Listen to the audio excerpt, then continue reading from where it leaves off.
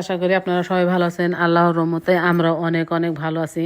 এই তো আজকে আমাদের ইফতারের সময় নান রুটি করব আর চিকেন করব, সেটাই রান্নাঘরে আসলাম। এই নান রুটিগুলো ভেজে নেব। এখন যেরকমই হোক নিজের হাতের করে তৈরি করে খাওয়া ইফতারের মধ্যে প্রত্যেক দিনই আসলেই ভাজা পোড়া খেতে ভালো লাগে না। এক এক দিন এক এক রকম খাবার খেলে ভালো হয়, মনটাও অনেক ভালো থাকে।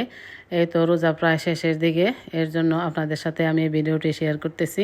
আর একটু রসালো ফল থাকলে তো অনেক ভালো হয়, একটু মিষ্টি থাকবো।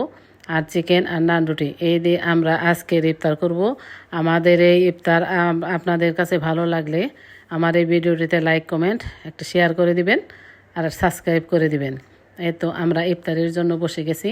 ইফতারের আগে আয়োজন করে বসে আছি। এখন হলো সাইরনের অপেক্ষায় আছি। সাইরন দিলে আলহামদুলিল্লাহ আমরা ইফতার করে নিব। এই তো বিসমিল্লাহ বলে আমরা ইফতার করে নিতেছি।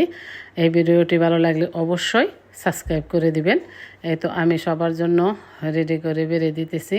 আর সাইরন তো অলরেডি দিয়ে দিয়েছে। সারাদিন রোজা রাখার পরে রসালো ফল খেতে আসলে অনেক ভালো লাগে, ঠান্ডা ঠান্ডা তরমুজ। এই তো নান রুটি গোনা খেয়ে দেখি কেমন হয়েছে। আসলে অনেক মজা হয়েছিল, অনেক টেস্টি। আসলে রমজান মাস তো রহমতের মাস। যে রান্নাই করি না কেন সারাদিন রোজা রেখে কোনো চেকে না দেখলেও আসলে আল্লাহর রহমত আছে এই রান্নার মধ্যে।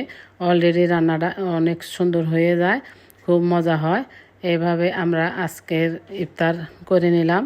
আপনারাও ভালো থাকবেন, আমাদের জন্য দোয়া করবেন, আমরা যেন আপনাদের মাঝে আরও ভালো ভালো নতুন নতুন ভিডিও নিয়ে আসতে পারি এই আশা আপনাদের কাছে। আপনারাও আমাদেরকে যে ভালোবাসা দিয়েছেন, সেই যারা যারা আমাদের চ্যানেলটি সাবস্ক্রাইব করেছেন তাদের জন্য অনেক অনেক শুভেচ্ছা। আর যারা করেননি তাদের জন্য অনেক অনেক ভালোবাসা। আল্লাহ হাফেজ।